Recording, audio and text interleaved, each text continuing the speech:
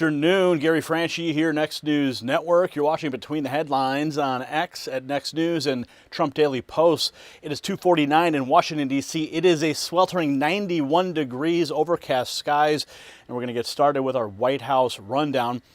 Good afternoon. I'm Gary Franchi, Next News Network Chief White House Correspondent, bringing you the latest White House news from the past 24 hours with our streaming partner, Trump Daily Post.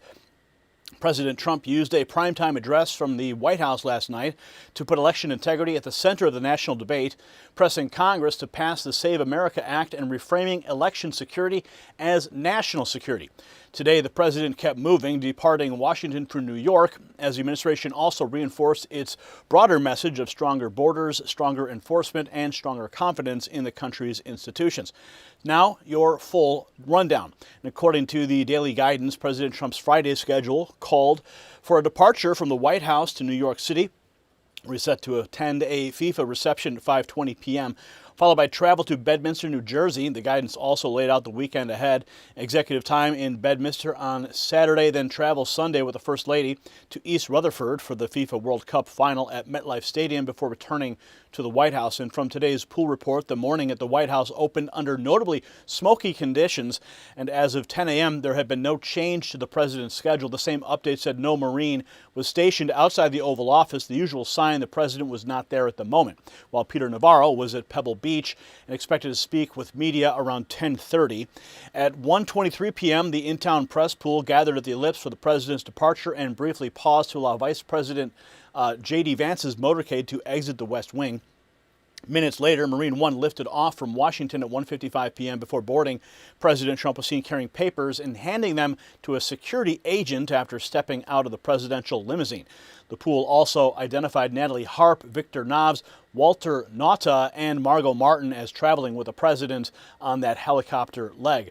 In the next travel pool update, the White House press office released the broader traveler list for the Joint Base Andrews New York City segment. That list included Victor Noves, Director Bill Pulte, Ross Worthington, Walt Nauta, Chris Ambrosini, James Littlefair, Natalie Harp, Chamberlain Harris, Margot Martin, and Abigail Jackson.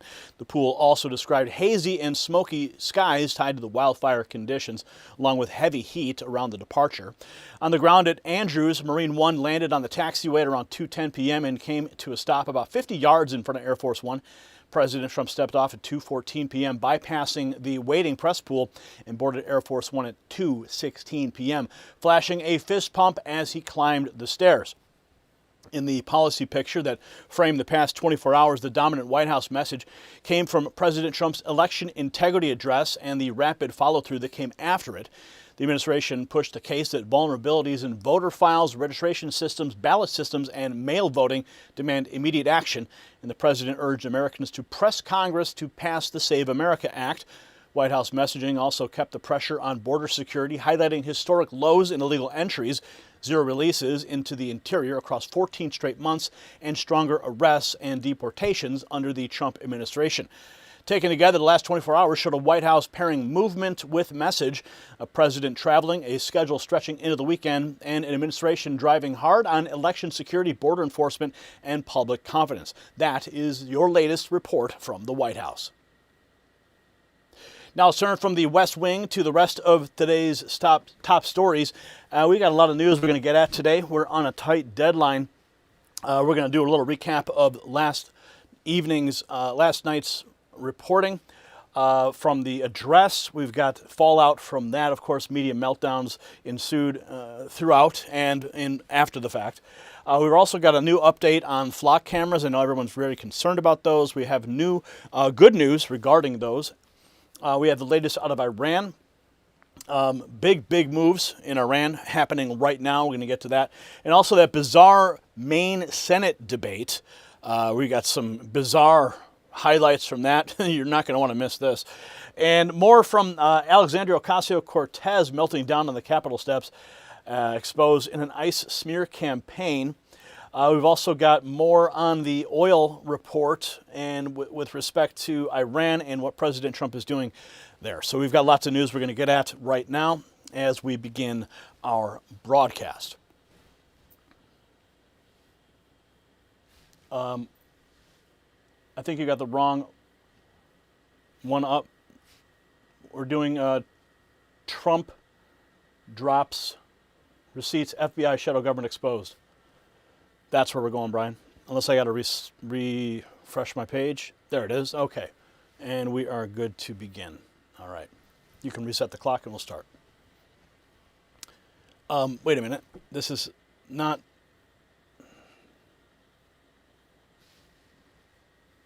This is still not the correct... I'm looking at Trump destroys ICE blink. What is... I'm looking for FBI shadow government exposed. That's what I want. Thank you. All right. Reset and begin.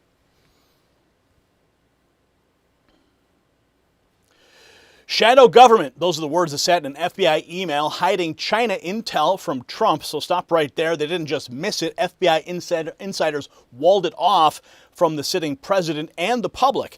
Then MSNBC bailed the second Trump started naming the scam. And wait until you hear what those same files say about the machines. Yes, nearly 250,000 non-citizen voter rolls in 4 states alone. Read that again. California, New Jersey, Nevada, Pennsylvania, and DHS says 46 states still need review. And that hit me because this stops being a theory. The second your vote gets canceled by a dirty registration, a dead voter stays active, or a foreign actor exploits systems in our own intel. Said Russia, China, Iran, North Korea, and non-state groups. They can compromise your vote. Adam Schiff, Mark Warner, and Gavin Newsom, they aren't protecting democracy here. They're protecting the cover-up that just got busted. In breaking now, near record tungsten prices are intensifying pressure on Washington to secure the critical mineral supply chain as the United States faces a tungsten national security priority across fighter jets, tanks, missiles, drones, and ammunition. There's been no U.S. commercial tungsten mining since 2015, and Project Vault includes a $12 billion strategic stockpile plus $30 billion domestic production, while the Pentagon directs millions towards restarting U.S. tungsten production.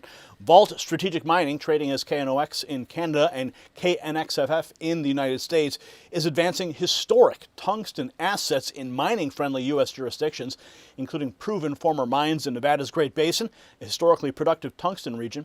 One project carried a defense-related exploration contract in the Second World War with approximately 10,000 feet drilled. A USGS estimate cites roughly 168,000 tons of tungsten oxide and $30 billion to $50 billion estimated in-ground value. Make sure you review the Next News Intel briefing that's been prepared for you. It's linked below. Now let's get back to it because 10,000 suspicious or forged registration forms in Muskegon, Michigan triggered a years-long probe. And that's the detail they hoped that you would glide past. We're not talking about one bad envelope. We're looking at a machinery problem, and when network executives called Trump's speech dangerous, they told on themselves. Now let's get into the receipts. Here is Mark Wayne Mullen confirming a newly released DHS report found nearly 250,000 non-citizens registered to vote in California and more. 250,000 non-citizens registered to vote in just 4 states. Mind you, we have 46 other states. And just 4 states, we've identified 250,000 non-citizens registered to vote in California, and Pennsylvania, New Jersey, and Nevada. We also worked with proactive states to identify 28,000 non-citizens on their voter rolls, plus 400,000 individuals that are still registered to vote that are deceased. Now, these absolutely unbelievable and staggering figures from DHS. You heard the raw number. Now they turn the warning into a promise. If not, citizens voted illegally, they're coming after them. Real ID does not prove citizenship and does not give you the right to vote. You must be a U.S. citizen and you must be eligible to vote. Before and after the election, we will scrub all election records looking for illegal aliens and those who are ineligible to vote, including those that somehow voted, yet they were deceased. If you're illegal and attempted to vote, or you tried to vote illegally for someone else, we will find you and we will charge you.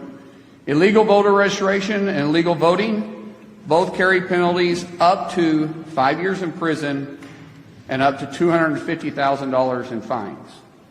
We will pursue maximum pressure on this. To let you know, we will be proactively looking at early voting, and then after post-election, we will continue to scrub all those that did vote. Those states that don't participate with us, they have public records of those that voted, which is where we found the 250,000 from the 4 states that don't participate with us. We will go through those records one by one, and we will pursue everybody. We will make sure that people know they can trust our elections. Wow. DHS is getting involved. The scrub is happening before and after the election, but the rot goes deeper than voter rolls. Catherine Herridge lays out what was found inside FBI burn bags and what happened to the FBI whistleblower who tried to tell the truth. FBI burn bags discovered, and they never, some cases, never before seen records, Russia collusion, Mar-a-Lago, CIA, referral on FBI, 2016 Hillary Clinton election activities, previously thought missing, retaliation against the whistleblower, and more. So, Catherine, based on your reporting and the lead up to this, which was spot on and absolutely correct, you speak with whistleblowers, you speak with people inside the intelligence community all the time. What do you hear from them about how this needs to be fixed in order to solve these vulnerabilities that we're seeing? I think one of the first steps has to be to address the retaliation that these whistleblowers have faced. And I know that it was pervasive and severe in one particular case. And that this individual really was kind of assassinated professionally because they stood up for the facts of what happened in the 2020 election, and that still has not been cleared up. I think there is a real frustration among the public that we keep hearing about these fouls, so to speak, and then nobody seems to be held accountable. Not to kind of change gears, but the other thing that really caught my attention was the president's discussion of these burn bags. Mm-hmm. Yes. This immediately took me to the burn bags that were discovered on the 9th floor of the FBI, where they found the records about Crossfire Hurricane. That was the original 2016 Russia collusion investigation. They found what was a CIA note. There's only a paper copy. It was from the CIA director to the FBI, and it had that intelligence about Hillary Clinton planning to paint Trump as a puppet of Russia. Okay, what he said is that those burn bags were supposed to be destroyed. Yes, so for people who aren't familiar, what is a burn bag? Why would you need a burn bag? I have lots at home. I have lots just hanging around just in case I ever need to use them. So a burn bag is used in classified facilities or sensitive security facilities, and they take documents, and rather than shred them, they put them in the bags to be burned so that they are ultimately destroyed. These bags were discovered at FBI headquarters. One was in a closet next to the director's office with some of the most important documents about the Russia collusion investigations. Yeah. And I was struck when the president said, we know now that they were supposed to be destroyed and there was some kind of mistake. And he said that the ODNI, the top intelligence official, FBI, and CIA, they will investigate that. So much more to come, it seems, including... So the burn bags point to documents that were never supposed to see daylight. Next, President Trump says one FBI official openly called it a shadow government, hiding China election intel from him and the American people. Here's one clip from last night's bombshell address. Say reports about China's election targeting were kept out of the presidential briefing. These were briefings I would get almost every day. Everything was kept out that was of importance. One email among intelligence analysts admitted that they had, quote, deliberately massaged the presidential daily briefing to withhold information regarding Chinese activities related to the election. Another official inside the FBI wrote that she was running, quote, a shadow government, unquote, to keep intelligence about China's election meddling from becoming known and to keep it away from the honorable press. Other officials who witnessed such efforts perceived the motivations to be blatantly political. Recently, we found bags that were used to destroy information given. So if that wasn't enough, Trump says hiding China was just the start. In the next clip, he goes straight at voting machines and ballot systems the government knew were exposed. Here's more from that address last night. Yet concealing China's meddling was only the beginning. The third set of documents we are releasing proves that for many years, Americans were blatantly lied to about the security of our election infrastructure, including electronic voting machines and ballot counting systems, dishonest, almost all. They're vulnerable and they're easily compromised, and people within our government knew that. Tonight, we're publishing a series of previously classified U.S. intelligence community assessments and other reports proving that our government has long known these machines are extremely exposed to attack. As one assessment states, we judge that the United States adversaries, including at a minimum Russia, China, Iran, North Korea, as well as non-state groups, have the capability to compromise U.S. election infrastructure. That's unquote, but that's some statement, isn't it? Made by supposedly great patriots of our country. The document goes on to further state that, quote, we assess that centralized election-related data repositories, such as voter registration databases, poll books, and other official election websites, are most vulnerable to exploitation, and adversaries could use this access to these systems to disrupt election processes within the United States of America. Tonight, we're releasing all of those findings, and spanning from January 2020 to June 2026. This is a cyber threat aimed at the very heart of our democracy. Many people have questioned whether it could actually be possible to electronically manipulate vote totals or change election results on these terrible machines. Today, we are releasing documents that show the CIA obtained reporting of a specific plot to do a big number in favor of the corrupt Maduro regime in Venezuela.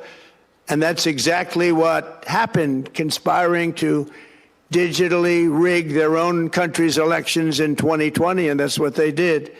This reporting included precise details about methods to regime develop to digitally alter vote totals in ways that could not be detected even with an audit, no matter how deep they went.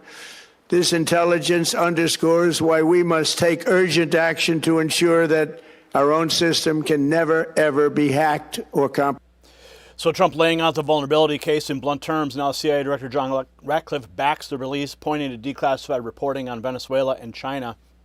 He posted this: to support President Trump's transparency initiative, CIA has taken significant steps, including providing declassified documents for public release. Protecting our democracy and the integrity of our elections from foreign influence and interference remains paramount. This is why we produce key intelligence reporting showing that Venezuela's government had developed capabilities to manipulate electronic voting systems, raising serious concerns for U.S. election infrastructure security. I've long publicly highlighted China's nefarious efforts to influence the 2020 election against President Trump, as evidenced by my dissent to the flawed January 2021 intelligence community assessment. The documents declassified today shed further light on China's intentions. These matters deserve public scrutiny to ensure our democracy's foundation, the security and public confidence in our elections, is unassailable. So he says the public deserves to see the documents for themselves. The problem is the corporate press didn't want viewers hearing any of it. Watch MSNBC cut away and instantly run interference. Check this out. The third set of documents we are releasing proves that for many years, Americans were blatantly lied to about the security of our election infrastructure, including electronic voting machines and ballot counting systems, dishonest, almost all. They're vulnerable and they're easily compromised, and people within our government knew that. Tonight, we're publishing a series of previously classified U.S. intelligence community assessments and other reports watching proving that President our Donald government Trump has long deliver a known speech these to the machines country are where you heard him portray an intelligence community that he is portraying as hiding information from him. There is no evidence of that. And of course, that's Jen Psaki. She looks like a deer in headlights right there because she was part of the cover-up. She was inside the administration when all this was going down during the Biden years. Or if not, she was tangentially related because of the connection she has to the Democrat machine. But right there, she looks like a deer in headlights. MSNBC couldn't even let the full argument air before the spin machine kicked in. Now Senator Mark Warner's melting down that networks carried Trump's address at all. And a matter of fact, before I start, as an American, not as an elected official, I was embarrassed that the President of the United States went before our whole country and networks like yours carried this as news, as opposed to a rehash of falsehoods. And it is incumbent upon you and any responsible journalist to push back on these falsehoods. I've been either chairman or vice chairman of the Intelligence Committee for the last decade. If I may, on that point, since you raised it. If I may just finish, sir. If I may, sir, finish, sir. If we don't call into question these falsehoods, this president is he's going to lose a free and fair election. And unless responsible journalists and the American people step up and say, our system, which has stood the test of time, is not going to be undermined by this kind of falsehoods, then, we all will have to live with those responsibilities. Absolutely shameful. The president releases intelligence direct from the CIA, and Senator Mark Warner is just melting down. He wants the press to push back instead of let Americans hear the case. Adam Schiff jumps in next with the usual script: fear, denial, and another attack on Trump. What the president presented was not a leveling with the American people. It was a renewed attempt to inject fear and cloud reality ahead of the next election in November and provide pretext for seizing voter data, discrediting and interfering with election results. By now, it should be obvious that Trump intends to repeat this playbook from 2020 and attempt to deny any result he does not like. And tonight was another attempt by him to avoid accountability and defeat in November. Yeah, he says this is all about sowing doubt. Meanwhile, Republicans are answering with action. The next clip pushes the Save America Act and says election integrity is an American issue. Here's more from President Trump last night. Every American, whether you're a Republican, Democrat, independent, or otherwise, should be able to agree that we deserve the most secure, honest, and fair election system anywhere in the world. Secure elections should be a partisan, we should be together, Democrats, Republicans, independents, everybody. And it should not be a partisan issue. It should cause to unite us, not to divide us. This should be a cause. We should be united, not divided. So that wasn't just one group talking point. Next, J.D. Vance echoes the same demand: unite behind the Save America Act and lock this down. He says election integrity is not a partisan issue. It's an American issue. Let's unite and pass the Save America Act and ensure every American has a right to vote in free and fair elections. So he says the country has to come together. Senator Mike Lee takes it a step further, tying the push directly to the non-citizen registration numbers. He says 278,000 non-citizens registered to vote. It's more important than ever to crush foreign election interference. It's more important than ever to pass the Save America Act. So Lee's hammering urgency after those registration fixers. Next, John Solomon explains the part that should terrify every voter: how compromised registration files could let someone vote in your name. Look at the National Intelligence Council assessment from January of 2020. There are 6 things it was assessed. This means all the intelligence community agrees together. 6 things they can do. They can vote in your name, and you would show up one day and you wouldn't be able to vote because they'll tell you someone else voted for you. They could register you in another location. You would never know that they voted for you in another location because they have all your data, everything they need to fill out a legitimate registration form. They could go and change something on your address, and when you showed up with your ballot or with your ID, it's like, oh, you're not that person. You're registered at another address. All of those things were imagined by our intelligence community. They warned about it. They called it the softest of vulnerabilities, the most severe vulnerabilities our system had. It gets hacked, and then they don't tell any of us. We get informed when our bank accounts are taken. Why shouldn't we get informed when our voter records were taken? Great question there. He walked through the voter records, how they can be hijacked without you knowing. Trump follows it with another fight the media hates, the fraud risk tied to mass mail-in ballots. And hopefully there will be no corrupt mail-in ballots, which if you watched California and so many other places, mail-in ballots are inherently corrupt. So you would have no mail-in ballots except for illness, disability, military deployment, or travel if you're going away on business or vacation. These reforms are urgently needed to stop the vulnerabilities that I've mentioned. So that's the vulnerability argument on the mail ballots. Next comes a concrete case, declassified records tied to a major voter registration fraud operation in Muskegon, and claims Biden's DOJ buried it. Rapid Response 47, the declassified records offer a window in a massive voter registration fraud operation in Muskegon, Michigan, and a years-long investigation that tracked as many as 10,000 suspicious or forged registration forms submitted in the weeks before the election. The Biden Justice Department slow-walked and eventually killed the case. So from the Michigan fraud case to the bigger reform push, the message is simple. Next, Trump boils it down, passed the Save America Act, posting to Truth Social. Great reviews on the speech last night. Big audience, passed the Save America Act. Thank you, President Trump. So he says the speech landed, but the media response tells you everything. CNN caught admitting executives chose to censor the address. He did the same thing as this network, CNN, last night. The newsrooms monitored the speech, evaluated what was actually newsworthy, looked at the documents Trump was declassifying, and then reported on what happened. NBC and ABC both went on the air with special reports to explain that the speech had happened and to summarize what Trump had said, but most importantly, to contextualize it and fact-check it, just as CNN did. Now, Trump was ominously claiming that the networks were part of a plot, but the only real plot here, the only intention is to remain reality-based and truth-based. Trump's election lies led to violence after the 2020 election. So this is a subject that really does warrant extra care and attention by journalists. And frankly, some network executives felt that it would be dangerous to just air Trump's speech live, in full, unedited, without knowing what he was going to say ahead of time. That's where we are in America.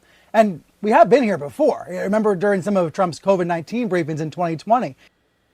Unbelievable. The gatekeepers caught admitting it all right there. Admitting it was about context, but it was actually a blackout. Real America's Voice argues the blackout backfired and drove Americans straight into the documents themselves. Know what you think of this evidence, and especially the way that 3 major networks decided not to cover it. It's bizarre, but the networks not covering it almost tells people that there was something important that was said last night. And people are like, okay, these left-wing mainstream media outlets are not giving any attention to what the president is saying. Maybe we should look into it. And, you know, the White House website crashed during the speech, after the speech. It's back up now.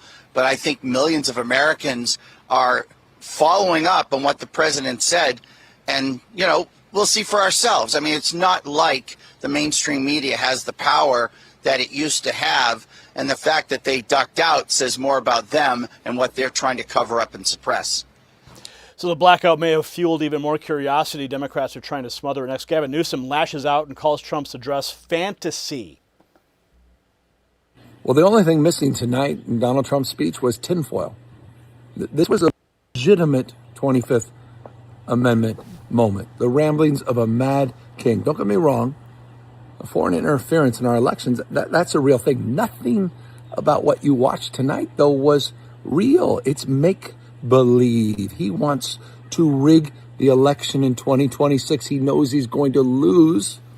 He needs to rig the election before one vote was cast. That's what that whole thing was about tonight. This is a serious and profound moment where we can either fall prey to cynicism, fear, and anxiety, or we can step up and step in, mobilize, organize, not agonize, and turn out in record numbers this November and end Donald Trump's presidency as we know it. We can do that together. Unbelievable. Gavin Newsom calling it a fantasy. But he mocks his speech while admitting that foreign interference is real. That opens the door to the next hit of hypocrisy. Adam Schiff warning in 2018 that voter systems were only one keystroke away. Oh. Russian efforts are pervasive in terms of their social media campaign to divide us. That's going to continue to the election. We see that the Russians are again trying to spearfish and potentially hack election campaigns. The only element we have not seen to date, as Director Wray said, is the hacking of voter registration databases or voter equipment. But as our intelligence chief said, that's just one keystroke away. Yes, Schiff's old warning sounds a lot different from his outrage now. He's not the only one. Now you'll see Kamala Harris once argued paper ballots were smarter because computers can be hacked.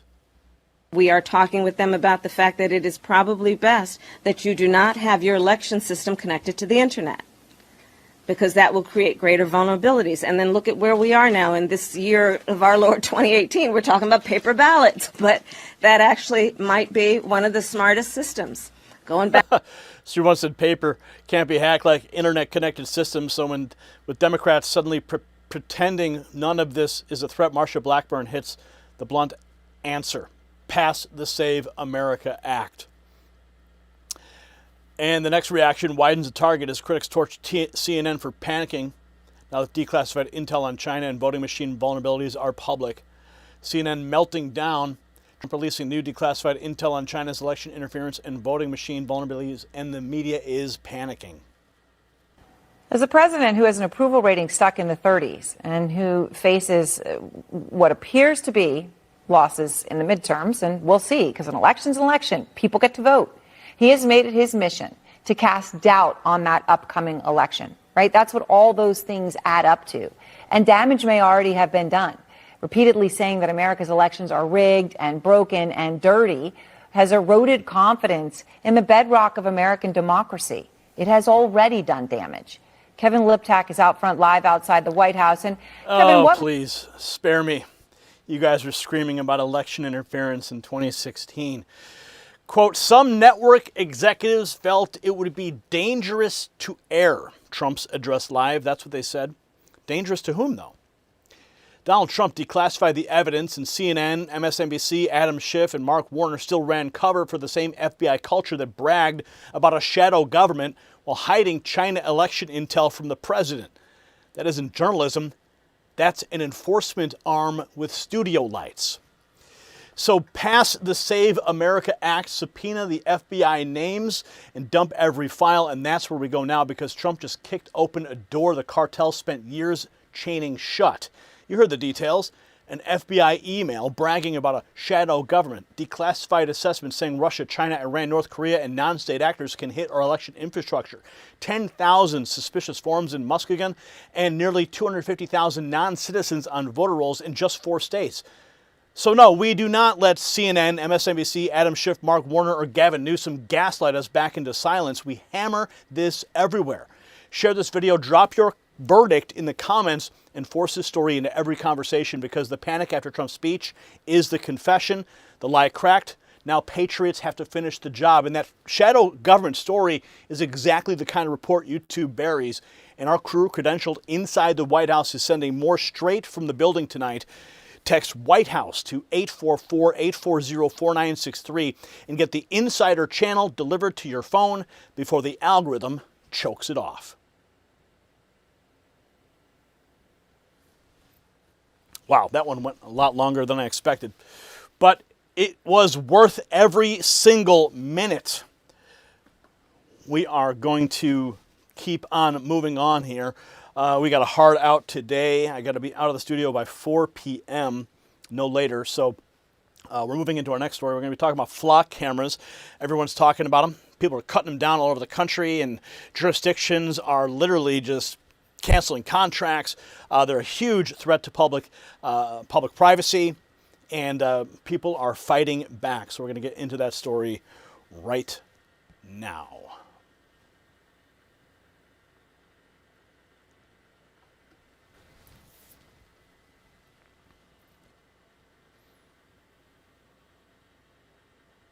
$500,000 third-party accesses in 9 weeks hit one Connecticut town alone. Let that slam into you. Flock and the local bureaucrats sold this as a quiet safety technology. And the receipts just blew that lie apart. And wait until you hear why Windsor ripped out 16 cameras after one answer Flock could not give. Quote, "We have zero interest in violating anyone's rights." Barboursville Mayor Chris Tatum fired back, and that line matters because this junk does not stop at stolen cars. Your commute, your church stop, your kid's school route, logged, stored, searched. And Windsor leaders just pulled 16 cameras because Flock could not guarantee the data was not flowing to federal agencies like ICE. Read that again. Garrett Langley built a private surveillance net local officials plugged into our neighborhoods, and now Congress has to shout, "Get a warrant," because these people treated the Fourth Amendment like a speed bump. Windsor, they saw 500,000 third-party accesses through the Flock camera system in 9 weeks. And that should make every American ask one brutal question. If code can track your car, what protects your bank account? Noble Gold Investments gives you something real physical. And it's gold and silver, a coin you can hold, a bar you can stack, wealth that doesn't live on a server. When AI gets smarter and the cloud gets shakier, do you want digits that can be frozen by a keystroke or physical gold that can be erased by code? They can ship it to your door or help place it in a tax-advantaged retirement account. Go to nextnewsgold.com and just mention my name and get a free 10-ounce U.S. Independent silver bar when you open a new qualified account. Don't let the surveillance crowd own every switch in your life. Now, Garrett Langley said that Flock has 18,000 cities to go after. That's the part I can't get past. He said the quiet part right to our faces. This was never a narrow tool. It was a land grab. Now we're going to walk through the post because the receipts get even uglier.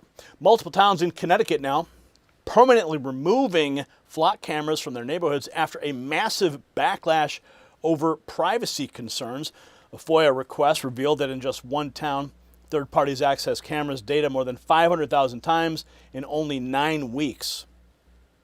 Town leaders here in Windsor say it was not an easy decision, but they have decided to pull the plug on the 16 Flock cameras that were set up around town. And to be clear, these cameras are not the kind that send you a ticket if you go by speeding or running a red light.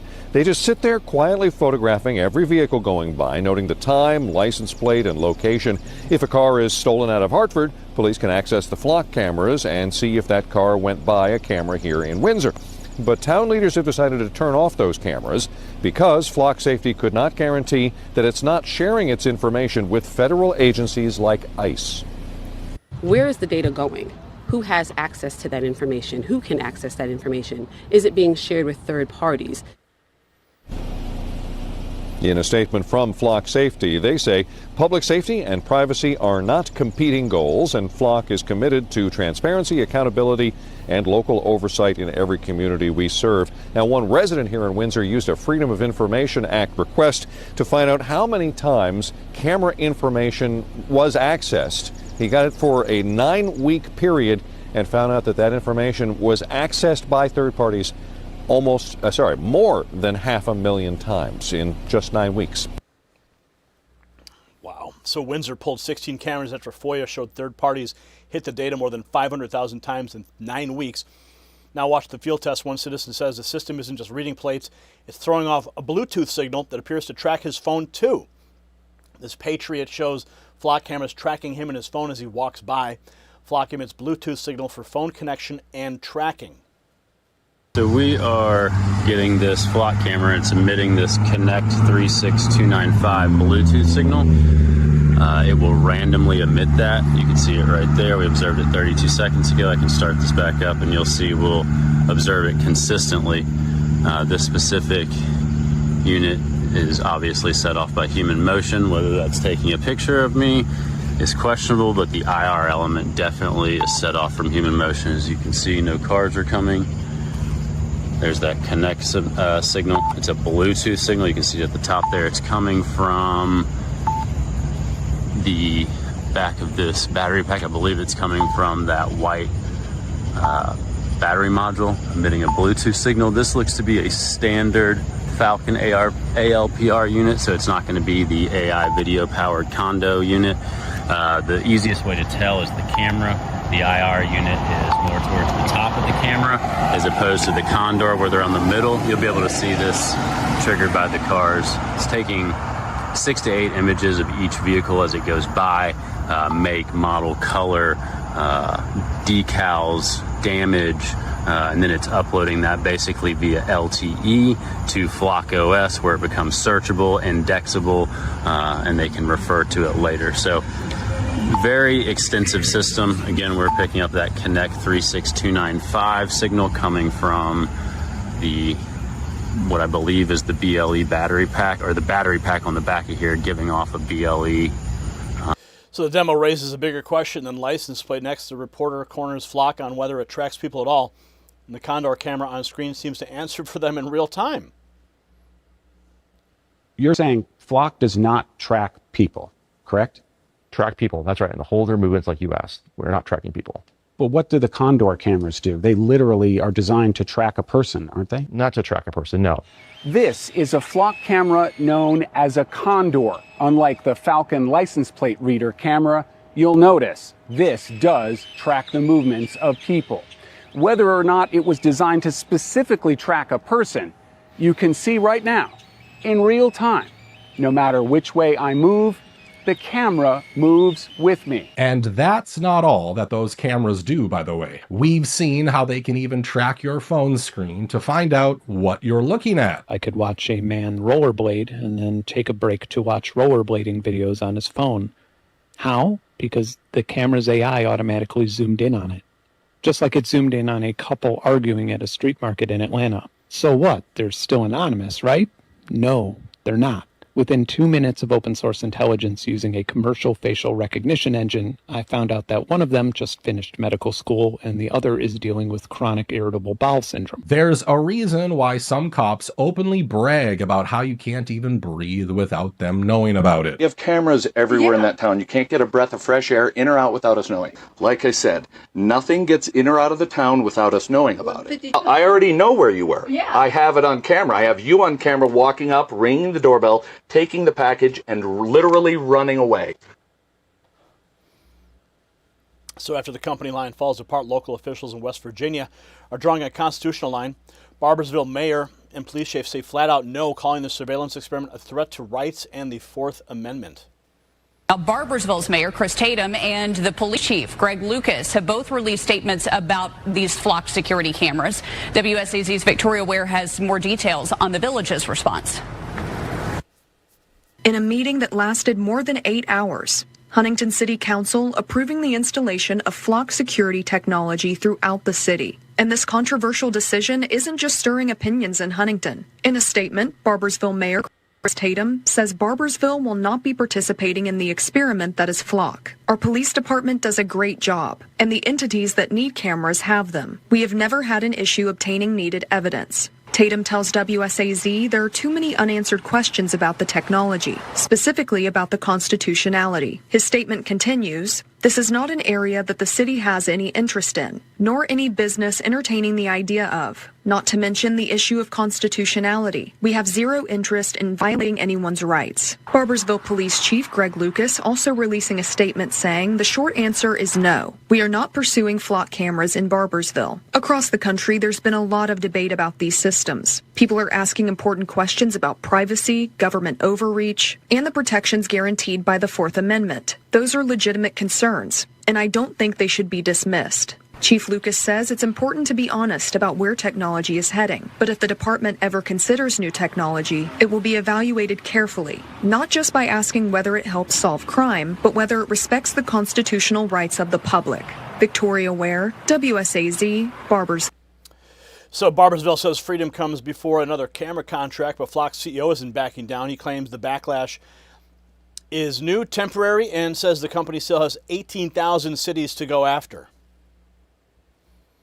But when you can see a camera, it's something to point at when you're mad. And so I think the issue is not that people dislike my company, it's that they are mad and they need somewhere to point. And they're mad at the current federal administration because we didn't have this problem 2 years ago. We didn't have this problem a year ago. This is a current thing, and it'll move past. Straight to straight. Have you thought about working with the federal government at all? Do you have partnerships with them at that level? We don't, no, because I think for us, there's 18,000 cities to go after. Sure. We got plenty of work to do. How many cities are you in now? Just over 5,000 or 6,000. What is the TAM here? I imagine, actually, in an ideal world, people just stop needing to pay for your product. That would be lovely. Sounds great. I would like to live in that world. I'd like for my kids to live in that world. Right. But what is the TAM? No, you look at it this way. What is the price you'd be willing to pay to be safe? I don't know. Like, how much a year would you be willing to pay? How much do you pay for Netflix? I have no idea. I have a terrible financial report. Netflix is like $50. I would pay $100,000 a year to guarantee my safety. You wouldn't pay that. I don't think you'd pay that much. I think you might want to, but the way we think about the TAM is, well, there's however many hundreds of millions of people in America. What is the cost of being safe? What is the price? What's that saying? Those who would give up freedom for a little security deserve neither. And he's trying to sell it to you. While Langley shrugs off the outrage, Republicans in Congress are moving to shut the door that he won't. Congressman Keith Self says federal agents must get a warrant before touching flock data. He says flock surveillance network exploding across more than 6,000 communities. Congress must be clear. Federal law enforcement cannot access this data without a warrant. The Fourth Amendment is not a suggestion. So the demand for warrants comes as the network keeps spreading. Up next, take a look at the map showing how many flock cameras appeared across America in a very short time, from January 2024 to July of 2026.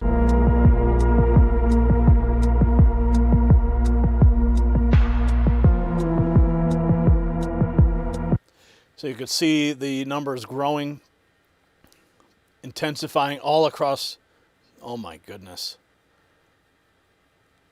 90, 100,000, 100, looks like 116,000 at the end of that time period, July of 2026. So the growth isn't just about more dots on a map. Next, an IT architect lays out the deeper concerns: private cloud storage, planetary ties, and claims cities may not even control the surveillance system that they paid for. My name is Brett, and I've been a Corona resident in District 4 for 15 years. I'm here to introduce DFlock Corona, a community coalition asking this council to cancel the city's contract with Flock Safety and remove the cameras that have been deployed throughout our city. Our website is dflock-corona.org. I'm here because new Flock cameras were recently installed between my home and my daughter's school. So now every time I make that drive, my family's being photographed and logged into a giant corporate database. I want to be clear what these cameras actually are, and I say that with somebody with 20 years of experience in IT. I've served as the chief network architect for Fortune 500 companies.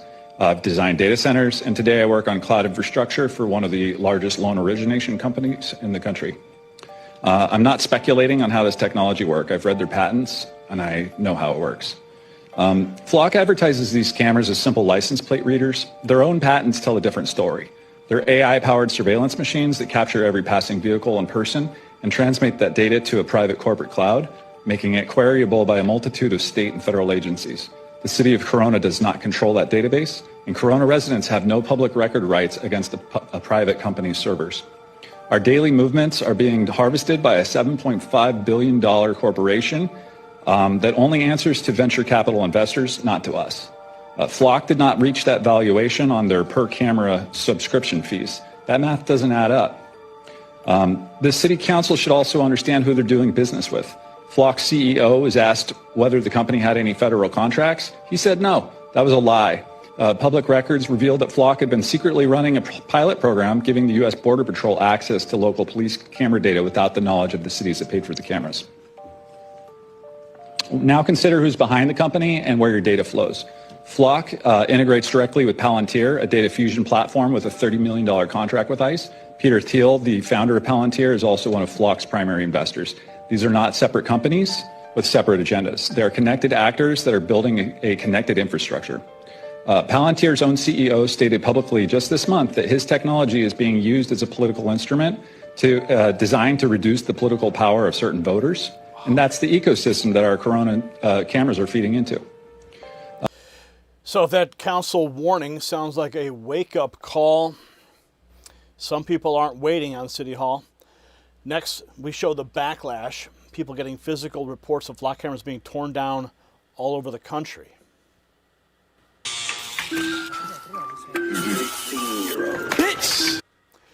So you could see one after another flock cameras being cut down, chopped down, smashed, and destroyed, and just exploding all over the country. People taking matters into their own hands, dressed up, masked up, so they cannot be identified by the very cameras that they're taking down. You're saying Flock doesn't track people, correct? Then the Condor camera follows him. That single moment guts Garrett Langley's whole sales pitch because you can watch the machine track a human being in real time, while Flock denies it out loud. Car, face, phone, movement, all vacuumed into a system that no free American ever voted for. So Representative Keith Self, he said the Fourth Amendment's not a suggestion. Get a warrant. Start there. Hammer your mayor, your council, your sheriff by name, and ask the question that Windsor just forced into the open. Who touched this data? How often? And where did it go? 500,000 third-party accesses in 9 weeks is not a clerical error. It's a surveillance business model. And when Barboursville says we have zero interest in violating anyone's rights, that town just embarrassed every bureaucrat still hiding behind the word safety. So push this story out, drop your town in the comments, and tell us where these cameras went up, who approved them, and who needs to answer on camera next, because once citizens apply heat, these contracts start cracking fast. And that 500,000 access number, that bombshell, it's exactly the kind of story that YouTube loves to bury, and we've got more coming straight from inside the building, so text White House to 844-840-4963. Next News Network is credentialed inside the White House, and our nightly insider reports hit your phone before the algorithm gets a vote.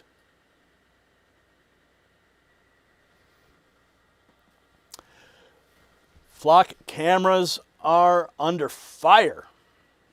And speaking of fire, we're going to bring you the latest, what's going on in Iran. President Trump blindsiding the IRGC overnight. Massive strikes, critical infrastructure being devastated. Bridges, critical locations that controlled visual access to the strait completely obliterated. We've got that news coming for you right now. Then we're going to get into what happened in Maine, that bizarre debate. And then the latest from AOC's meltdowns and more on oil news as it's related to Iran. The Chabahar Shahid Kalanti port surveillance tower tracked ships in the Strait of Hormuz for decades, and then Trump just erased it. Tonight, the IRGC's eyes are in the dirt. Its bridges are busted, and Tehran just learned the pain phase is here. This fight turns on one thing: whether the Islamic Revolutionary Guard Corps gets to hold the world's shipping lane hostage. CENTCOM blasted the tower the IRGC used for decades to track and target commercial vessels transiting the Strait of Hormuz, while President Trump stood at the White House and declared, "We are likewise winning big in Iran, and you will see the fruits of that labor very, very shortly." That's the stake: freedom of navigation under American strength, or blackmail by Ayatollah thugs who treat global choke points like their private toll booth. And also breaking tonight, rising defense demand near record tungsten prices are putting fresh focus on a U.S. supply gap that Washington is now racing to close. Tungsten has become a tungsten national security priority because fighter jets, tanks, missiles, drones, and ammunition all depend on it. Yet the United States has seen no U.S. commercial tungsten mining since 2015. President Trump's Project Vault includes a $12 billion strategic stockpile and $30 billion domestic production push, while the Pentagon has sent millions towards restarting U.S. tungsten production. Vault Strategic Mining is building historic tungsten assets in mining-friendly U.S. jurisdictions, including proven former mines in Nevada's Great Basin. The district carries a USGS estimate of roughly 168,000 tons of tungsten oxide and an estimated in-ground value of $30 to $50 billion. It's trading as KNOX in Canada and KNXFF in the United States. Make sure you check out the Next News intelligence briefing that's been prepared for you, linked below. And then Tehran gave the game away. After losing bridges, rail links, and that Hormuz surveillance tower, the IRGC openly called on Jordanians to attack U.S. forces. So I'm going to pull up the Post and show you what panic looks like when American power cuts the wires. President Trump, currently at the White House, surveying the massive damage done to the IRGC roads, bridges, and infrastructure near the Strait of Hormuz after CENTCOM's bombing campaign. 47 will be departing for the FIFA reception at Trump Tower in New York City. Let's go to that. Trump is here at the White House right now reviewing reports from the front lines after a night of American bombing against Iranian bridges and roads designed to cut off IRGC supply lines in what he says is a winning campaign. We are likewise winning big in Iran, and you will see the fruits of that labor very, very shortly. It's true that the Iranians have their hands full with American attacks. So they're trying now to enlist one of their terror group proxies, the Houthis, to shut down a pinch point of the Red Sea on this map. It's called the Bab el-Mandeb Strait. Experts say even a few small attacks could be severely disruptive to global shipping, and activating a terror group represents yet another way the Iranians are violating the Memorandum of Understanding. Iran violated the Memorandum of Understanding. So Trump says the campaign is working, and now the damage is coming into focus. Next, reports say a main bridge linking Shiraz to Bandar Abbas was blown apart. U.S. has reportedly destroyed the main bridge that connects Shiraz to Bandar Abbas in Iran. دوستان پل گریوه وسط ولی داده وسط کافته یه خورده وسط تریلی تانکر دوستان پل گریوه وسط ولی داده نه عدیده. So the bridge strike wasn't a one-off. Up next, open source intel says multiple bridges were hit, along with a rail station, a maritime tower, and even an airport in the same region. U.S. strikes in Iran, 5 to 6 bridges in Hormozgan. The Chabar Maritime Tower destroyed a railway station west of Bandar Abbas and the Iran Shahar civilian airport.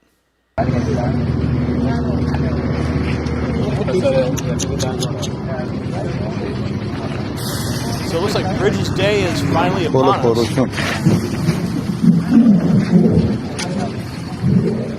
President Trump's been warning about this day for quite some time. I remember being at the White House when President Trump delivered his very rare speech, his very rare press briefing, where he openly talked about this moment, threatened it would come, and here we are. So it wasn't random damage, a systematic hit. Next, CENTCOM shows the strike that took the port tower used by the IRGC near the Strait of Hormuz.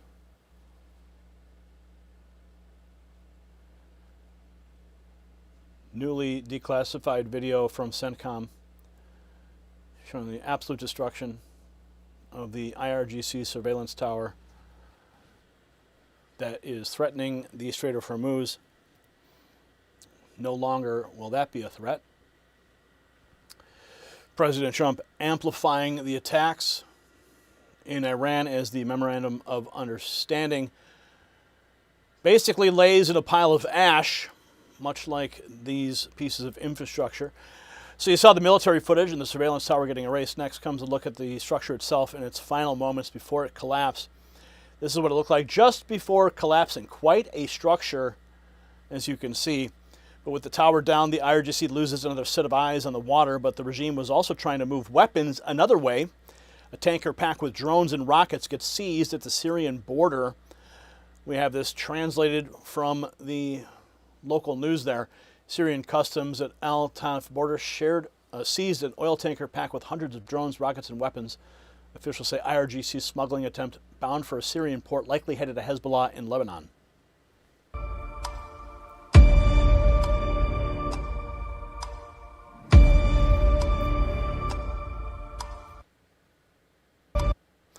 So you can see they use a tanker there, everything hidden inside of it. Routine inspection, the customs authority at the Al Tanf border crossing seized a shipment of weapons and missiles concealed inside a tanker designed to transport crude oil. The official seizure report was properly filed and handed over to the relevant authorities. You You can see all of the contraband being pulled out of those tankers. That, with God's help, it will remain an impenetrable fortress protecting the nation's borders and security. No smuggling attempts or concealment tactics will deter its personnel from performing their duties with absolute integrity and resolve.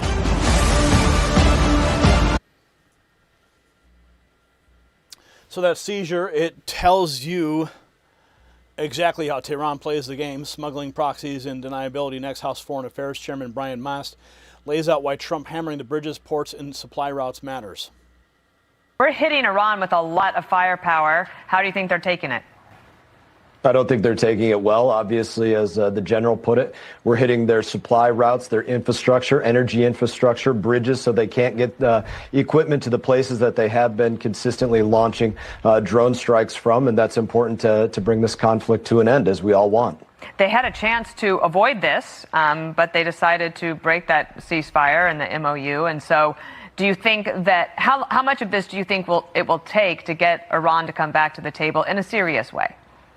They haven't been at the table in the most serious way. Why? Because they've been sending negotiators that have not been a part of the IRGC, and I know this was just discussed. The IRGC is effectively running the country, but they have not been the ones negotiating. That has been a game that they are playing, but this is the language that they speak, the language of them being destroyed, having their equipment destroyed, and President Trump closing their waterways, their seaports, everything that gives them access to the world. Him closing that off is the language that continually brings them to the table. So his point is simple: hit the routes, hit the regime where it hurts. Next, the IRGC answers with panic, calling on Jordanians to attack U.S. forces after those strikes landed. They're calling on the people of Jordan to attack U.S. forces stationed in the country, claiming American aircraft operating from Jordan carried out strikes on civilian infrastructure in Iran, including bridges, residential areas, and water facilities. The statement urged Jordanians to fulfill the divine duty and ended with a Quranic verse. So the threat shows the pressure is real, and Trump says America is still in control. Next, you'll hear the president declare the U.S. is winning big. We're making a record investment in our armed forces, and we have the strongest and most powerful military by far anywhere in the world. I built it during my first term, and unfortunately, we're forced to use it now. We won in Venezuela, which is now working with us to produce millions and millions of barrels of oil. We are likewise winning big in Iran, and you will see the fruits of that labor very, very shortly. So Trump's projecting strength from the podium. The message is echoing beyond Washington. Next, an Iranian voice says what the media never wants to admit. Many inside Iran want Trump to finish the fight. To President Trump, you have done more for Iran than all other Western leaders. We are so close, it's time to finish the fight. Sincerely, 90 million Iranians, and posted this video.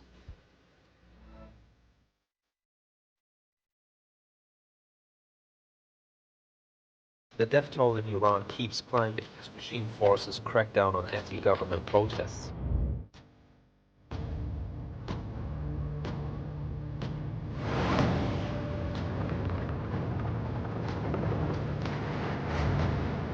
By the way, to all Iranian patriots, all I say to them is help is on its way.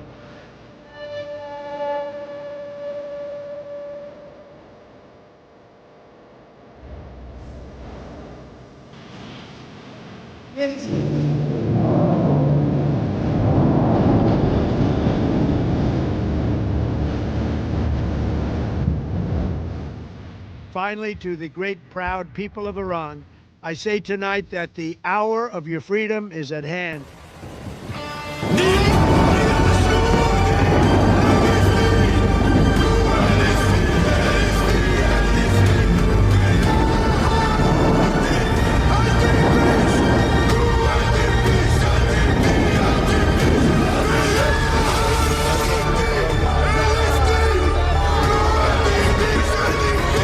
I made a promise to you, and I fulfilled that promise.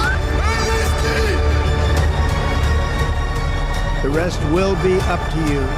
We'll be there to help. Wow. That was one heck of an edit from an Iranian voice.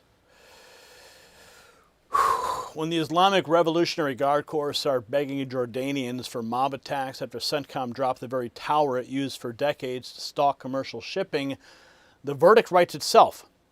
Ali Khamenei's terror machine isn't projecting strength anymore. It's blind, cornered, and screaming because Donald Trump stopped the press releases and started severing the regime's arteries.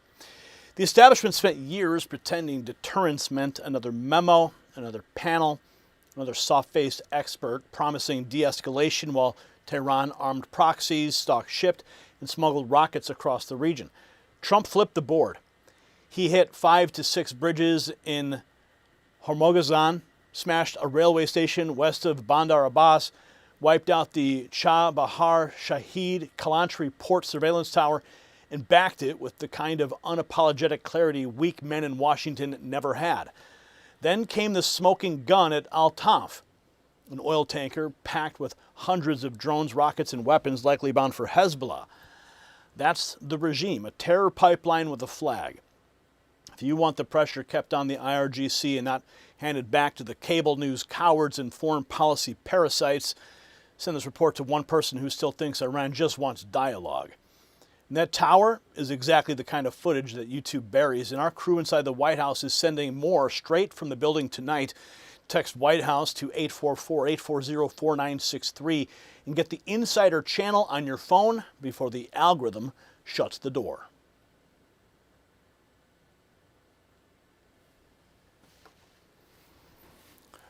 Okay, we got 3 more hits coming your way. This next one is just going to make you laugh. Oh, the clips are just going viral all across the interwebs, and rightfully so. Because the Democrats, they're not sending their best. And Maine certainly isn't sending their best either. But, you know, I do have to give this thing credit for even stepping up to the podium. Oh my goodness.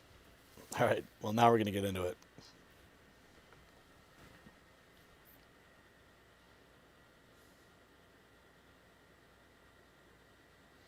I'm a songwriter and I write my own books. Ashley Webb, that's what they told voters. That's the main Democrat bench for the U.S. Senate in 2026. Sit with that for just 1 second. Chuck Schumer's party wants you to treat that like statesmanship and wait until you hear Webb's gun line and bathroom line together. If you're a danger to society, you shouldn't have a gun. Ashley Webb said that.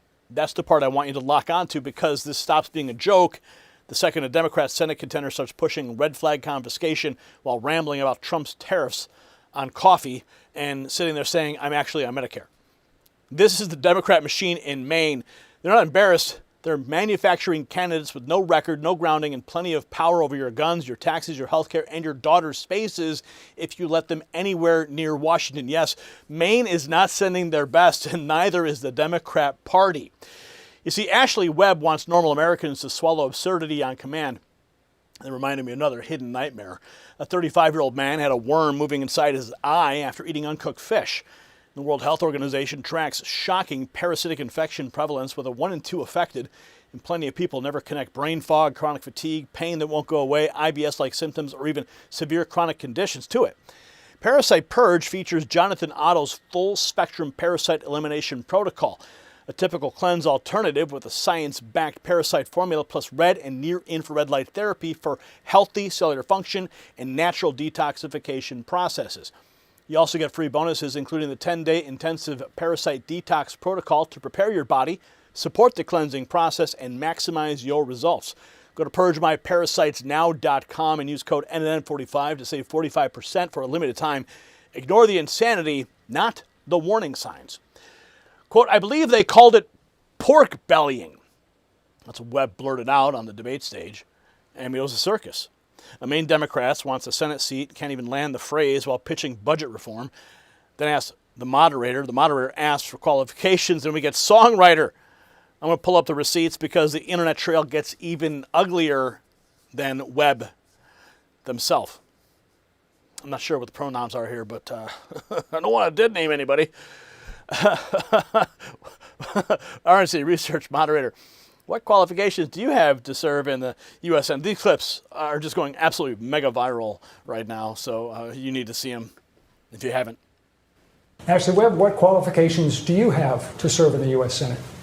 Oh, I ran for office several times. Didn't win, but I did run. And then I'm a songwriter, and then I write my own books. And then I suppose my transparency, I wouldn't lie to the people, and I wouldn't deceive the people like we're being deceived right now. Like, are we being deceived about your biology, perhaps?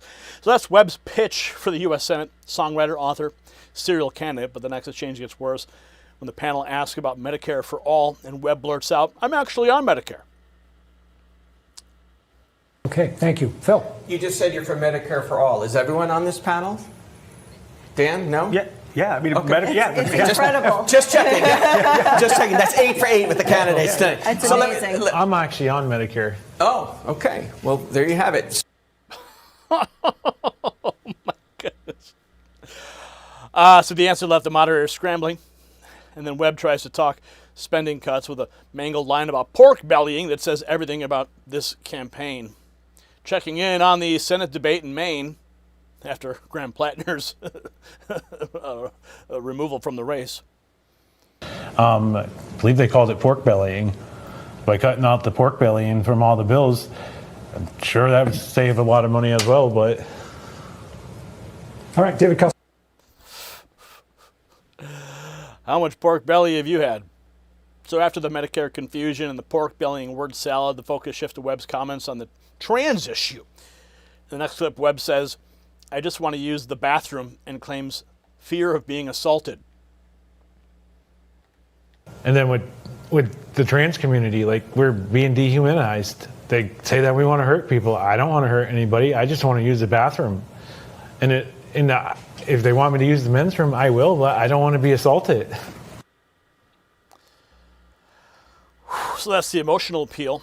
But when the conversation turns to policy, Webb lays out a platform attacking Trump's tariffs, pushing health care changes, and demanding an end to the war. You start when you get to Washington. I'd reform the health care. I think it's time that we start refunding what was stolen from us. It's made it more difficult to get appointments with doctors because they're understaffed. If you do get an appointment with a doctor, good luck. It could be months before you get in and get treated.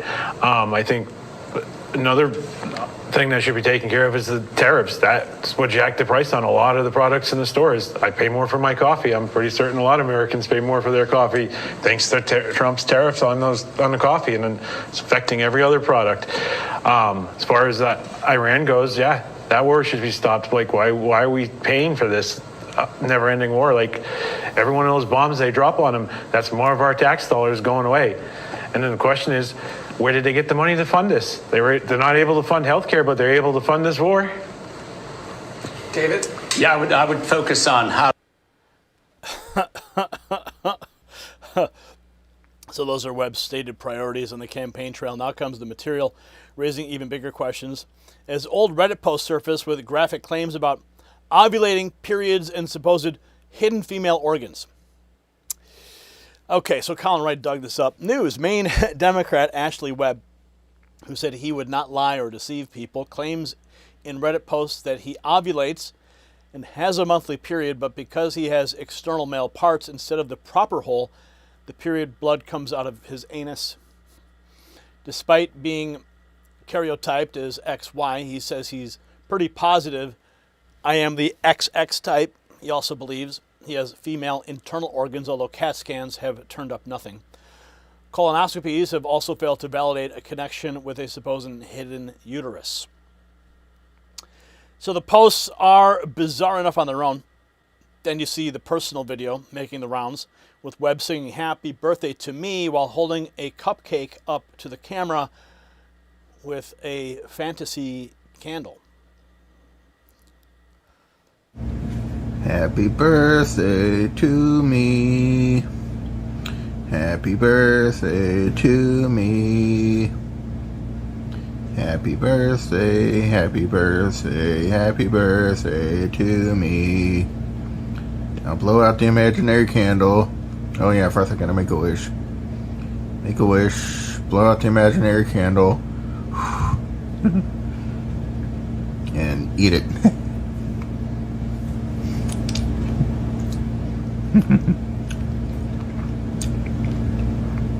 I love my cupcake.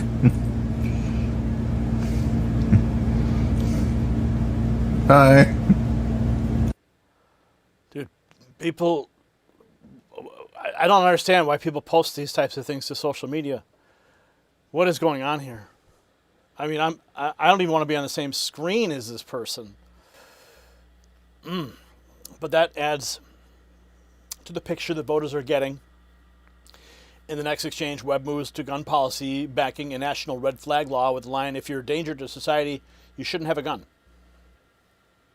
National red flag law would probably be more appropriate. If you're a danger to society, you shouldn't have a gun. And that's it. That's the story.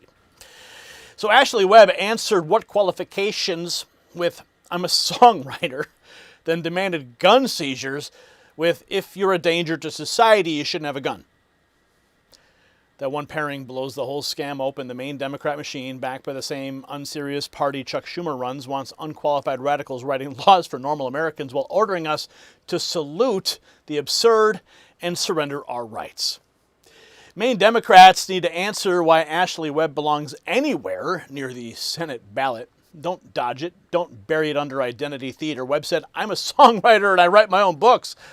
Then pushed red flag gun confiscation, whined about Trump's tariffs raising coffee prices, and even tossed out the I'm actually on Medicare line that closes the case.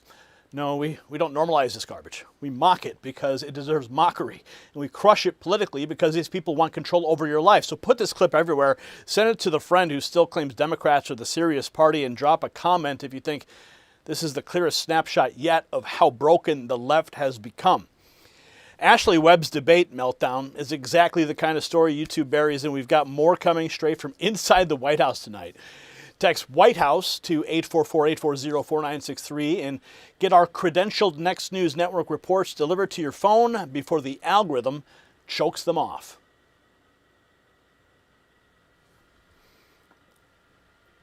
Good God.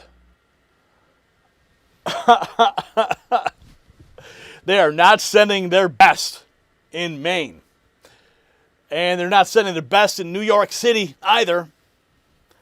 Yeah, now we're going to New York. We got to check in with AOC, another fan of the show. Yeah, she loves watching the Next News Network. Oh, yes. We're going to get to that right now.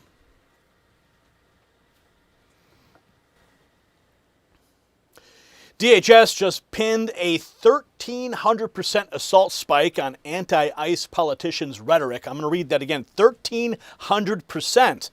Then AOC goes out and says ICE is shooting people out in the street. No, we're not going to blow past that, okay? Wait until you hear the other clips that DHS we've got stacked in this video. 3 million illegal aliens left the U.S. since January 2025.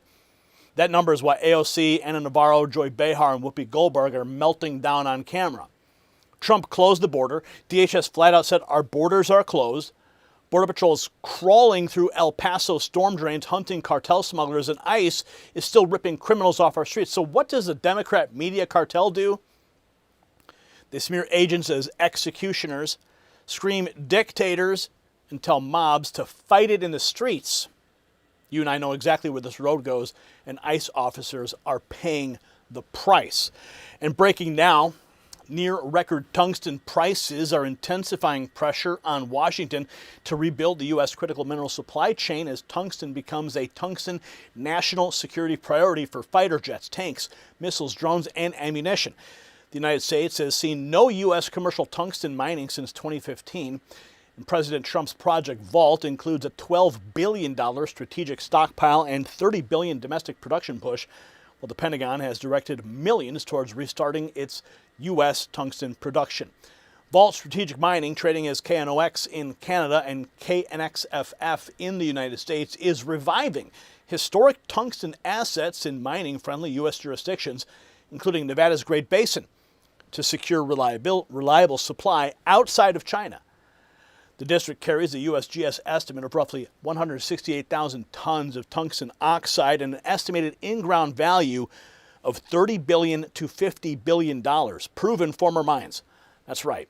Check out the Next News Intel briefing that's been prepared for you. If you want to find out more, it's linked below. El Paso's storm drains have 32 entry points from the Rio Grande. Sit with that image for just a second. While Trump's agents crawl underground busting cartel pipelines, AOC and The View, they torch those same officers on national TV. I'm going to pull up the tweets because the language here is filthy. Department of Homeland Security posting this banger, stoking the flames of violence. Anti-ICE politicians have provoked a 1,300% increase in assaults against ICE law enforcement officers. Stop the dangerous rhetoric. Despite the smears, ICE will continue to get criminals off our streets. Buckle up. This is what DHS just posted. Make them make you. Make them make you. ICE agents are not real police officers. That number you call and you threaten it. We need the people. We need an uprising. And we're going to fight it in the streets. And on days like this, a street fight. I want to know where all the cholos are at in Los Angeles. Your hood's being invaded by the biggest gang there is. Never before in my life have I called for mass protests, for mobilization, for disruption. But I am now. We will melt ICE. We should be for abolishing ICE. ICE as an entity is one that should be abolished. It has to be abolished, ICE, today, tomorrow, and in the future. One of the most inspiring things have been when people encircle courtrooms and refuse to allow ICE agents in. I've started something called Resistance Labs. It's a training on really the documented, most effective ways. Are you comparing them to a neo-Nazi group? NSC 131 routinely wears masks. When I see ICE, I see slave patrols. People ask, well, is authoritarianism, you're being hyperbolic? We're being hyperbolic. We know who the real criminals are. It's the ICE agents. You're acting more like vigilantes than of agents. The terrorist organization that is ICE. What amounts to internment camps. State-sanctioned violence. Secret police. It does look like the Gestapo. It's Gestapo. Gestapo. Gestapo. The Gestapo!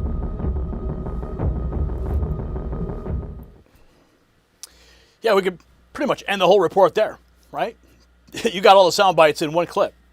That was from DHS, tying the anti-ICE rhetoric to a 1,300% spike in assaults on agents. And now AOC takes the smear even further, accusing Trump of running an agency that's shooting people in the streets. Thank you. Congressman, what are your thoughts about the Trump administration immediately reversing itself on, because yesterday they said they were going to reverse on ICE and vehicle stops. Then President Trump puts out a statement saying they're going to continue. What are your thoughts on that? This is the guy that said he could shoot someone on Fifth Avenue and people would still support him. And now he has an agency shooting people out in the street. And at this point, it's practically a campaign promise from this guy. It's atrocious. Mr. Mullen said that he was going to try to get the DHS off the front page. Well, now it's on the front page for 2 killings. And, we were talking yesterday about Senator Collins and like how she was able to get Mark Wayne on the phone. What do you make about the fact that ICE is still doing this? You said this wasn't going on when there was no money for ICE, no money for... I mean, I think oftentimes when we see an institution, the outcome of that institution, when it's repeated and sustained and reproduced, oftentimes ends up being either overtly or subvertly the purpose of it. And this administration campaign on cruelty and violence against immigrants, and that's what they're doing. Thank you. So AOC just handed Democrat talking points to cameras on Capitol Hill. Next, watch The View cranking the same message into overdrive with claims that ICE is executing people and Trump wants to stop elections. If and when Democrats win the House and or Senate, he's going to be there impeached. will finally be. He's not going to be impeached. I don't say that. I don't believe that's going to happen. Why not? Because I don't think they have the votes and they know that, and they're not going to spend the energy on that. But what there is going to be is accountability. What there is going to be is hearings. What there is going to be is ICE agents and the leaders of ICE brought in front of Congress and asked why they are executing people in the streets of America. What there is going to be is transparency and accountability and question asked about the Trump crypto grift and the way that they have monetized the presidency and made billions of dollars. So this is why he wants to stop the election, and this is why he's doing everything he can. That's what she said. And for what it's worth, I actually do think that President Trump believes he won the 2020 election. I've waffled on this, but as time's gone on... Did he change his story? In reading Maggie Haberman and Jonathan Swan's reporting, I actually truly believe when you repeat something enough and you surround yourself by people who are affirming it, I really do think that he believes it. It's called. He believes it. Yeah, and people, and this is exactly how other countries have found themselves in the hands of dictators. Yeah, that's right. We have an opportunity to make that shift. It's up to us. You know, we get what we vote for. We will get what we vote for. We'll be right back. And we're now learning that the FCC may be yanking the license or the classification as The View as a news channel, news show. And that's going to change the entire formula of that program. That's the media machine right there. Activists and TV hosts painting law enforcement as villains. Meanwhile, DHS is showing the other side Border Patrol teams crawling through El Paso storm drains to stop cartel smugglers.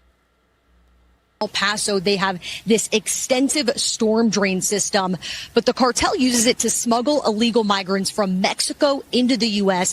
Fox News got rare exclusive access. Take a look. We went deep underground. We climbed into the narrow storm drains with Border Patrol's elite confined space entry team.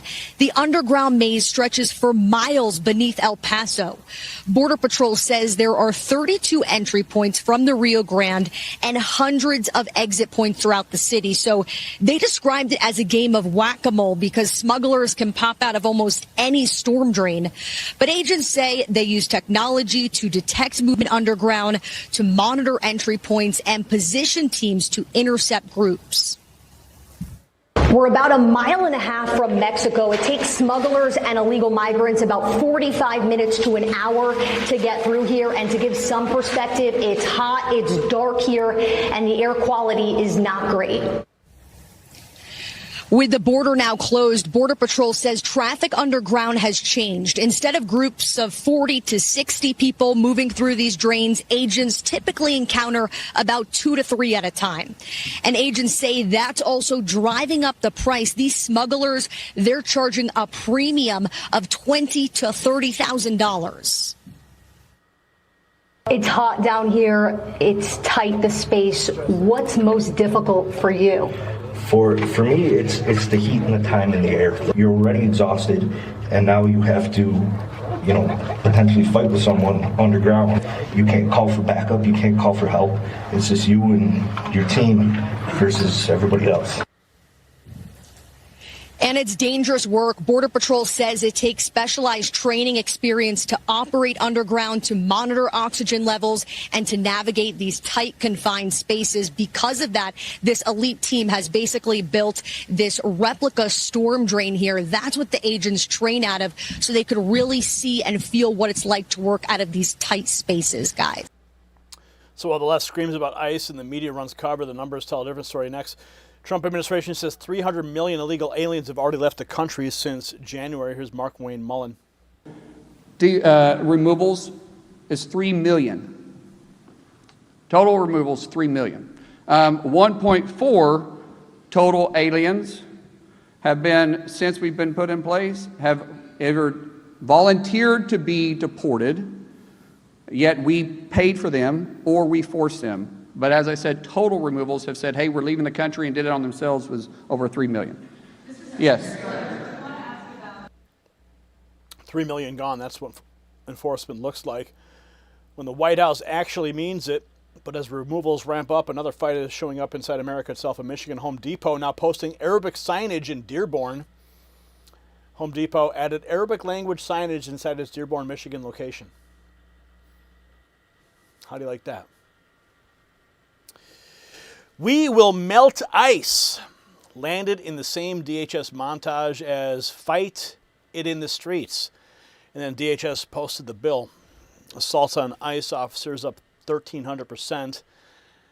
That's AOC, Ana Navarro, Joy Behar, Whoopi Goldberg, and the whole Democrat media machine putting targets on federal agents' backs because Donald Trump shut the border, drove out 3 million illegal aliens, and made their open border racket crater in public.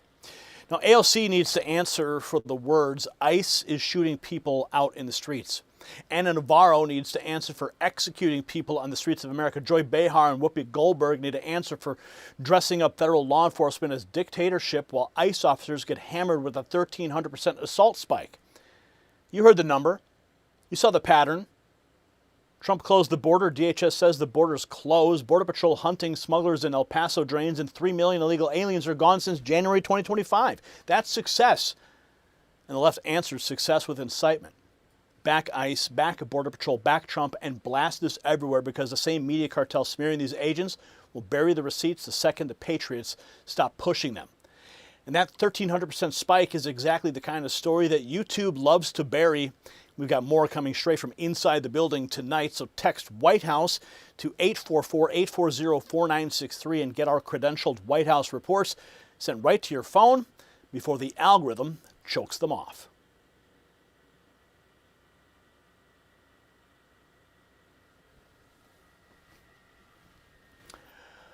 Okay, now we're moving into the latest on the oil prices.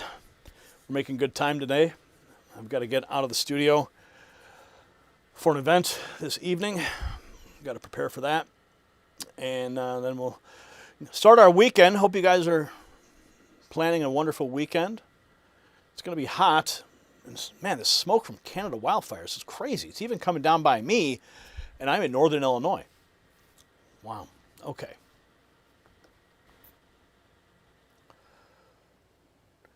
"140 nations lined up against Iran after Tehran threatened Hormuz again." Let that sink in. The mullah is trying to hold the global economy hostage, and President Trump turned the bluff into a public humiliation. And wait until you hear the line about sea mines and negotiators desperate for cash. Quote, "We get zero oil from Iran, zero." Tim Burchett told Joe Rogan flat out, that's the part that should hit every family at the pump. Tehran jerks the Strait of Hormuz around. Speculators and cartel players shake the money tree, and American truckers get slammed with higher costs anyway. Now watch Trump break that racket from both ends. Sanctions crush Iran's cash. 145 nations corner the regime at the UN, and allies start routing crude around Hormuz so the mullahs lose the chokehold they've abused for years. And also breaking tonight, near-record tungsten prices are colliding with a new push in Washington to rebuild the U.S. critical mineral supply chain, with tungsten now treated as a tungsten national security priority for fighter jets, tanks, missiles, drones, and ammunition. The United States has seen no U.S. commercial tungsten mining since 2015. And President Trump's Project Vault includes a $12 billion strategic stockpile and $30 billion domestic production, while the Pentagon has directed millions towards restarting U.S. tungsten production. Vault Strategic Mining, trading as KNOX in Canada and KNXFF in the United States, is reviving historic tungsten assets in mining-friendly U.S. jurisdictions, including proven former mines in Nevada's Great Basin. The district carries a USGS estimate of roughly 168,000 tons of tungsten oxide and an estimated in-ground value of $30 to $50 billion. Make sure you check out the Next News Intel briefing that's been prepared for you. It's linked below if you'd like to find out more. Now, Chevron met Iraqi Prime Minister Ali al-Zaidi in Houston and got told to accelerate. Read that again. Iraq isn't waiting around for Tehran's next threat. It's speeding up production and bypass routes right now. And that's where the story gets deadly for Iran's leverage, so I'm going to pull up the receipts. Trump's sanctions squeeze Iran as 145 UN nations align against Tehran's blockade. The economic front of the Iran war just produced a number Tehran can't spin. 145 nations at the UN have now aligned against the regime. This is big news. Well, it's not just an intensifying military campaign. The Trump administration is also ramping up the economic pressure on Iran. So this comes as U.S. oil companies are looking for ways to cut their dependency on the Strait of Hormuz, which will ultimately help hurt the Iranians the most. In the meantime, Edward Lawrence has the part of the story that we're looking at now from the White House. Good morning. Hey, good morning, Dana. Yeah, and you know, the U.S. has now galvanized 75% of the United Nations against Iran. This is the third tip of the spear. You've got the weapons part, you've got sanctions, and now you have global support to keep oil flowing. We now have a UN record, 145 countries that have aligned with us that Iran is in absolute violation of international law. You cannot, as part of a conflict, hold the rest of the world's economies hostage to get your way in a negotiation or a conflict. You can't throw sea mines in international waters, indiscriminately attack civilian shipping, and attack your neighbors the way that they have. So the country is signing on to a resolution that's saying it's not okay to mine the strait or charge a toll, getting out of the way of U.S. sanctions. The ambassador believes that Iran's currency is collapsing and internal pressure mounting. I say this a little bit in jest, but I think the Iranians are more scared of Scott Bessent than they are Pete Hegseth right now. Because if you see them when they come to these negotiations, it's money, money, money, cash, cash, cash that they So you think the sanctions are working then? Oh, they absolutely are working. So now Kipler says that crossings through the strait hit a 3-week low. 8 ships in the past 24 hours. U.S. companies now trying to make plans to transport oil around that part of the world. A Chevron executive tells Fox Business they will sign a memorandum of understanding today with Iraq to enter into 2 Iraqi oil fields and doing studies to move oil from Iraq north around the strait, possibly through the Mediterranean Sea. This is all meant to add that global oil supply, avoiding the issues. Now, oil prices, WTI, is about $80 a barrel. We'd like to see that lower, and that's what the president and these companies are trying to push for. Back to you. Okay, Edward, thank you so much. So Iran tried to use Hormuz like a choke chain, and 145 nations called a bluff. Now, watch how Gulf states are building around Tehran with pipelines and export routes that cut leverage down even more. Is Iran overplaying its hand in the Strait of Hormuz? In recent months, Iran has repeatedly threatened to use the Strait of Hormuz to put pressure on the global economy. But those threats are now pushing countries to speed up plans and spend big to bypass the strait altogether. Before the conflict, about 20% of the world's oil flowed through this narrow waterway. Iran agreed to reopen the strait under the ceasefire, but it still appears determined to control who passes through, even attacking ships that haven't received Iranian approval. And the more it treats an international shipping lane like a toll road, the more incentive other countries have to build routes around it. Saudi Arabia is already sending millions of barrels of oil each day through its east-west pipeline to the Red Sea. Other shipping companies are relying more on overload routes and feeder ports. And the UAE is moving oil by smaller tankers outside the Strait of Hormuz before transferring it to larger ships. And the bigger story here is what's going to happen over the next few years. According to Goldman Sachs, by the end of next year, new and existing pipelines could allow nearly half of all Persian Gulf oil exports to completely bypass the Strait of Hormuz. The UAE and Iraq are also building new pipelines, and the UAE is developing a major new export port that avoids the strait. Now, the Strait of Hormuz will still matter, especially for most of Qatar's natural gas exports. By using the strait as leverage, Iran may be quickening the speedy decline of that very leverage. The more dangerous and unreasonable Hormuz becomes, the faster countries will invest in routes that bypass both the strait and Iranian control for good. So that's the bigger hit to the mullahs. Every threat pushes more oil around Hormuz instead of through it. Now the Financial Times zeroing in on one route in particular, Chevron and Iraq looking at a Syria pipeline. So it's not theory, it's moving into projects. Next, Iraq's prime minister telling Chevron to speed it up and push more crude. Iraqi Prime Minister Ali al-Zaidi calls on Chevron to expand and accelerate its operation in Iraq to increase crude oil production during a meeting with CEO Mark Nelson in Houston. So while Baghdad pushes Chevron to move faster, there's another fight here at home. Who's cashing in when the prices spike? Tim Burchett goes straight at Big Oil, says the whole thing smells like a racket with Joe Rogan. Big Energy oil, you know, we get zero. I know it's a commodity and I'm going to get lit up that oil's a commodity in it, you know, the world market, but we get zero oil from Iran. Zero. We export oil right now, and yet the price is going through the roof. It's going through the roof because it can. They can. And I always say, well, how does that gasoline in the pumps go up? That's been in they've already been processed, already been paid for. How does it go up exponentially just overnight, 20 cents a gallon or whatever? And how does that And if that's because it's a commodity, and Burchett, you don't understand, how come that quart of oil that you at the hardware store doesn't go up like that? Wouldn't it? It's processed oil. Wouldn't it do the same? And of course, diesel. Your first cut, I think, is kerosene. And then it's diesel. And I've got a diesel dually. I filled it up yesterday. Is over $100. You know, it is the cheapest. It is the roughest cut. You know, that's why you have these incredible filters, because it's dirty.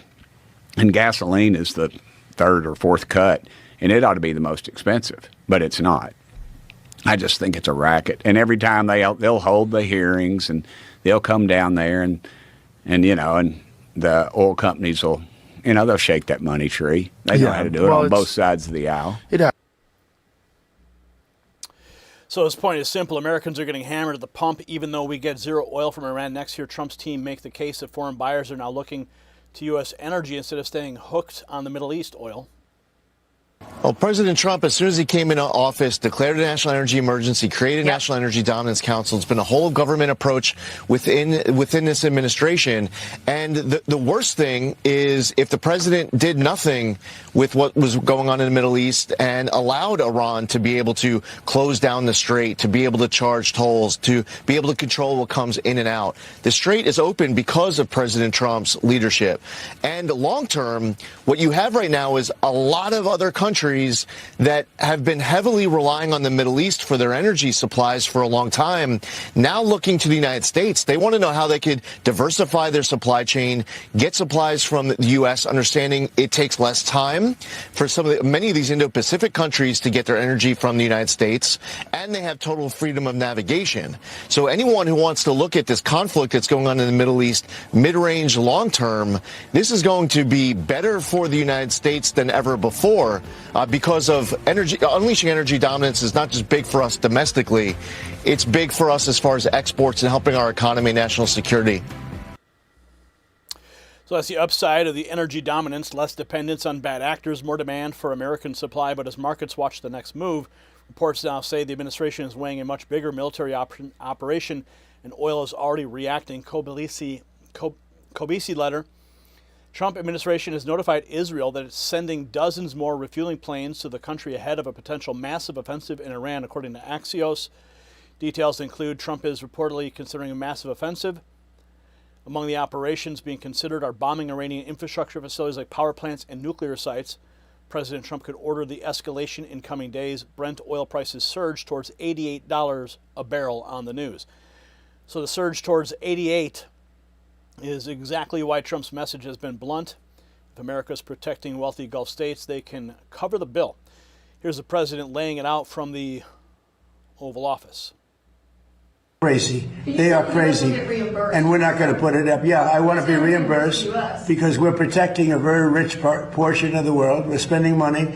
And so what we've done is we are going to be reimbursed for protection. We're protecting by the countries that we're helping. For instance, you look at the 5 countries. You have Saudi Arabia, you have UAE, you have Qatar, or Qatar as I always say, you have Qatar, Bahrain, and by the way, you have others. You have Kuwait, and you have others, and they will do very well, but we think it's appropriate that we don't need them. You know, we have more oil than any other country in the world. When you add Venezuela, which has been amazing, which has tremendous amounts of oil that we control, when you add Venezuela and everything else, we have more than 50% of the world's supply. We don't need it, but we need it from the standpoint of protecting allies, et cetera, including Israel, including Saudi Arabia, including Qatar, including UAE. We're protecting all of them. You cannot hold the rest of the world's economies hostage and throw sea mines in international waters. That line from the ambassador Waltz just torched Tehran's whole scam because the Ayatollahs in the Iranian regime didn't project strength here. They exposed weakness, and Trump answered with 145 nations crushing sanctions, collapsing leverage, and a world already building around them. So President Trump said, I want our costs covered. And he's right. Saudi Arabia, the UAE, Qatar, Bahrain, Kuwait, every rich state under the American security umbrella just got the message that Trump protects trade, keeps Hormuz open, and refuses to play global babysitter for free. Meanwhile, Iran's rulers overplayed the only card they had. They threatened a choke point. And now Chevron, Iraq, Saudi Arabia, and the wider region are building ways around it while 145 UN nations box Tehran in publicly. That is a win you can measure. Fewer extortion points for the mullahs, more leverage for America, more demands for U.S. energy. And if the media clowns who sneered at sanctions hate hearing that, good. Hit share, drop your take below, and make them choke on the number, 145. And that's Iran's 145 nation humiliation. It's exactly the kind of story that YouTube loves to bury. So text White House to 844-840-4963 right now. Next News Network is credentialed inside the White House, and we send nightly insider reports straight from the building to your phone before the algorithm gets a vote.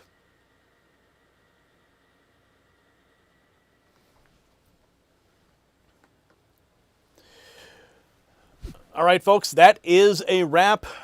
It is 4:36 Eastern, 3:36 Central, and we are right on time. I do have to get out. I have an event this evening I have to attend, and I got to get ready for that. So thank you for joining us tonight on this edition of the Between the Headlines on the Next News Network, on X, with Trump Daily Posts, on our flagship YouTube channel, as well as on Rumble.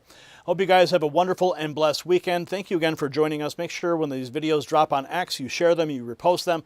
If you get the links on YouTube, make sure you text them out to your friends and sign up for our insider alert system so you can get the text message direct to your phone. You can forward that too. So when that message comes in to your phone at 8:45 Central every night, all you got to do is hit forward and send it on to whoever you think needs to hear the truth. We depend on you guys to help us break through the algorithmic suppression of our work. We can't do it alone. Thank you. God bless, and have a wonderful weekend.